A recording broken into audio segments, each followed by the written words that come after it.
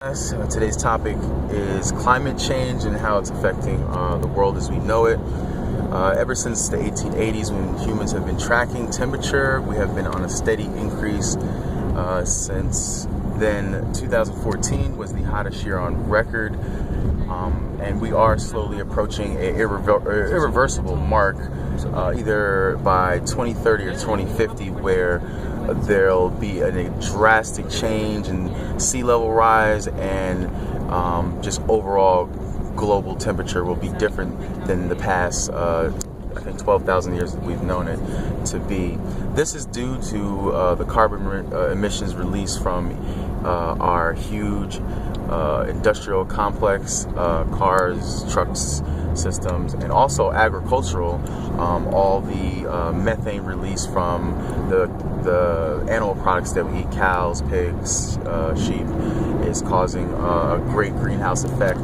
Now, governments and private industry are the ones that I think need to bear the brunt of the responsibility. The big oil, big natural gas, and big farming industrial complexes need to be the ones to implement the most change in their overall policies in order to reverse some of these effects, or at least slow down some of these effects if at this point they're not reversible.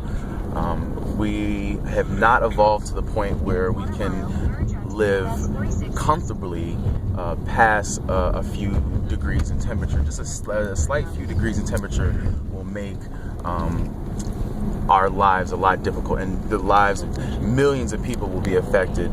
The Maldives Islands off in the Pacific coast are rapidly disappearing because our polar ice caps are melting.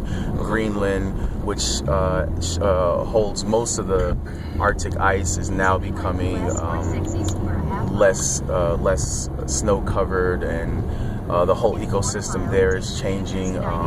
Polar bears are becoming less and less frequent, and that's changing the overall ecosystem of the world as we know it.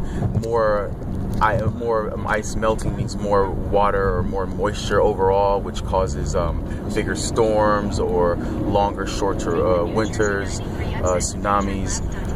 This is also a change that us as humans will have to adapt to if we don't slow the effects of global warming.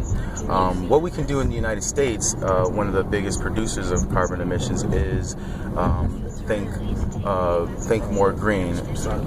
Demand from our government and from the companies we get oil and natural gas that put as many preventative measures in place to scale back the emissions in plants, to scale back the emissions in our food production, and I think then that is the first step that will lead to many other steps. And again, like I said, it's on us to demand these actions from our government and the corporations that actually provide services for us. Thank you.